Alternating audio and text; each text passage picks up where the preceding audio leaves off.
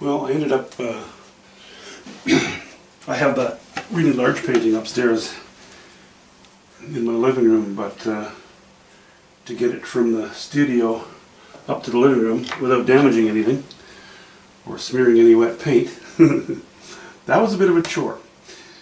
And so the painting is hanging upstairs in sort of, you know, what would be its typical environment light-wise for a living room. And I spotted something that I hadn't noticed before, and that was really that the trees on the upper left needed to have a little bit of light shed on them.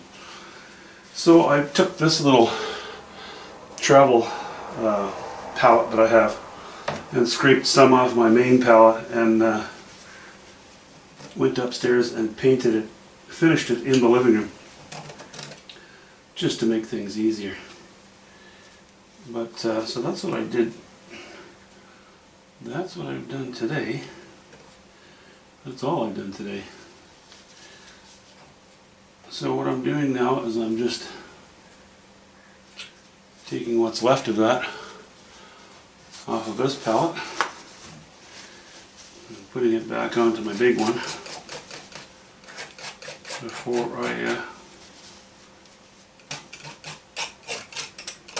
before I resume working on this thing. Oops, forgot the white. There we go.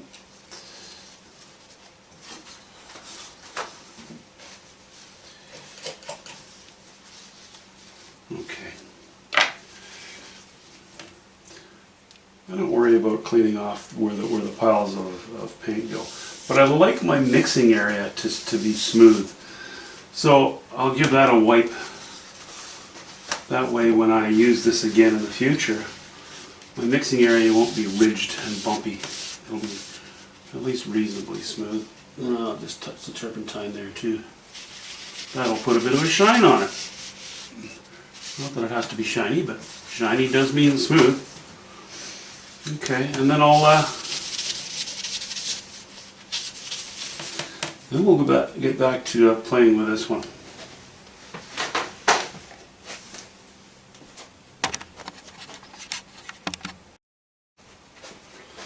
Well, you know, let's see. Okay.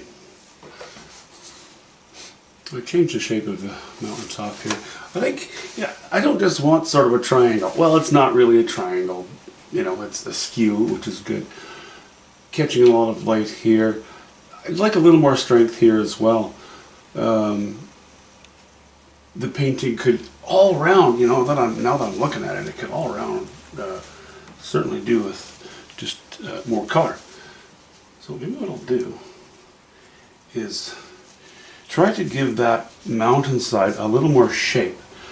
If the direction of our light is coming from the upper right, a little bit behind our shoulder, our right shoulder, then if the mountain comes this way and then this way and then curves back towards the bottom, which of course is very plausible, then we can have a little more light shining down here, a little more direct sunlight. Do I have a hair in there? Nope, guess not. So what we'll do is just mix up a little bit of yellow ochre, a little bit of alizarin crimson, and if that mountainside gets too strong, well, that's a tough break for me. I'm just going to have to make the rest of the painting stronger.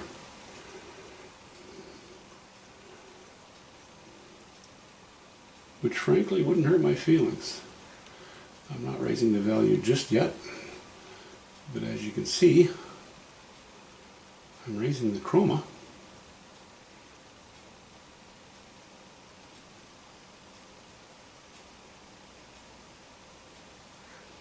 So I'll have this triangle and then a smaller one over here. Ish. Just ish. That's my way of being sort of non-committal, or semi-committal, I suppose.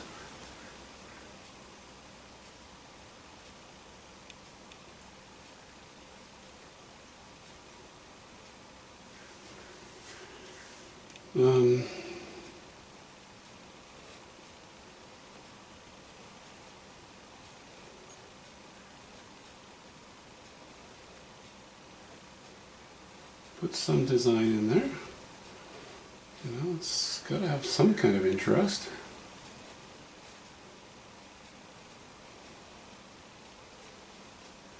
Okay, now I'll throw a little more white on that.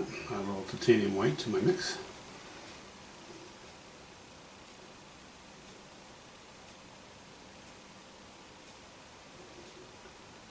Get a bit of a glow happening.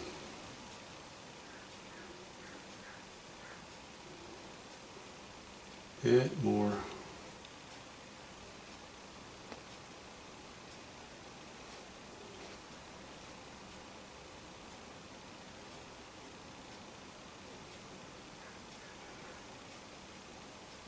And I can lay that over, you know, the existing paint, and painting a little bit of wet and wet, that's okay.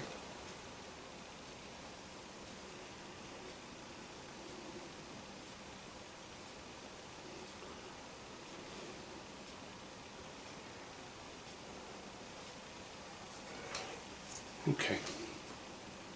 So now this is pushed back around the back of the mountain, a little bit in the shade. We're getting warmer now. And the painting is improving. It's about the article, it's about the painting. It's, you know, you can get away with being kind of, yeah, what can I say, a little bit, you know, you can take liberties with your plausibility. You know, sacrifice that for the sake of the painting, because the painting is the important part.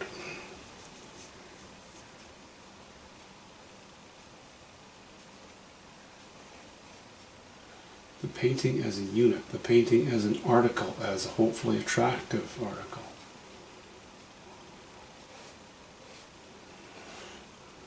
And that's the beautiful thing about nature. So many things can happen in nature.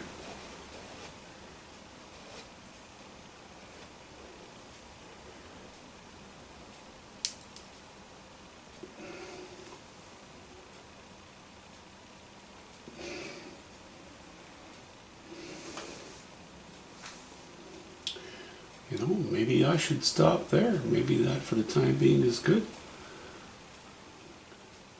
Maybe it wouldn't hurt to have a little more light coming down this side. I think the voice is coming back, actually.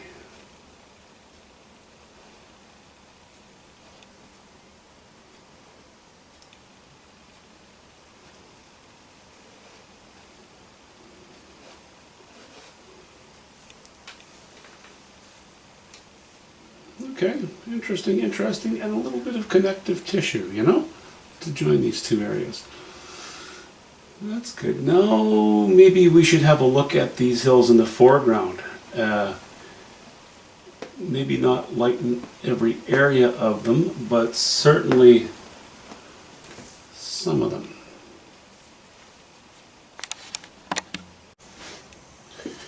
Well, I keep pushing this light to the right, and I kind of want that to appear to be somewhat sidelong lit, or possibly even in sort of more of a shadowy area. So I'm going to reestablish a bit of, not too much lower value, but certainly we're going to go to some mauve here.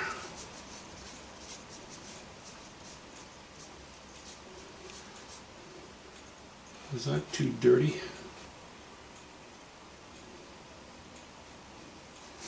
Yeah, it's a bit dirty. Give my brush a little rinse here. No, I'm not going to mix into the existing pile on the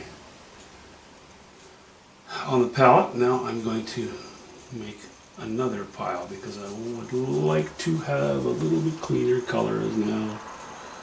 That's cleaner. Is that cleaner? That's much more cleaner. Actually, no, I'm using ultramarine blue as well.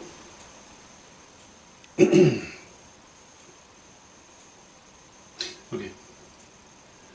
Too high a value. I think I need to establish. I think I need to re-establish a couple of lines here.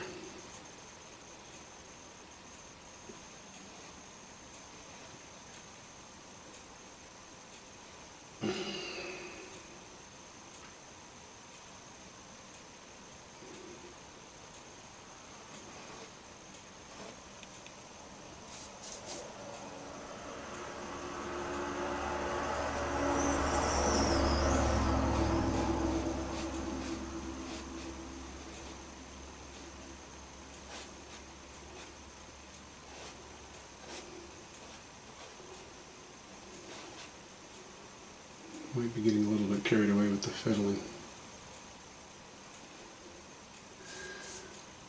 It's okay, I'll risk it. It's nice, it's with a brush. It's forgiving.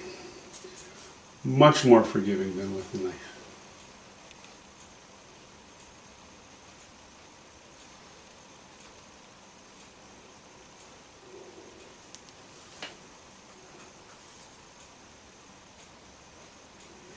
Okay. Same colors again, ultramarine blue, alizarin crimson, a bit of white. We're going to go a little lighter though.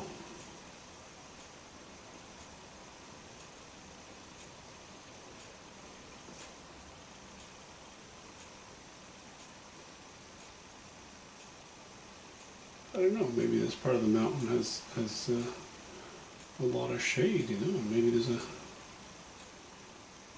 bit of residual snow there. Interpret it how you like.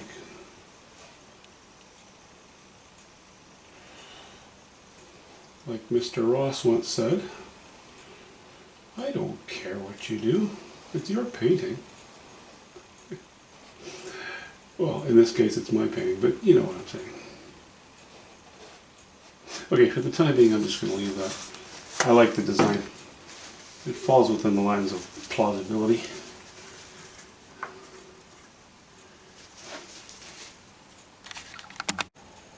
I guess all that I could really say is that the colors are coming to life. It's improving. Okay, I wasn't going to drag this big painting downstairs again, but I thought I'd just show you. Those trees were just a little too dark. They felt a little too disconnected from the rock in the foreground. I wanted something catching on, a little bit of light jutting up into the sky. So anyway, that's an improvement again.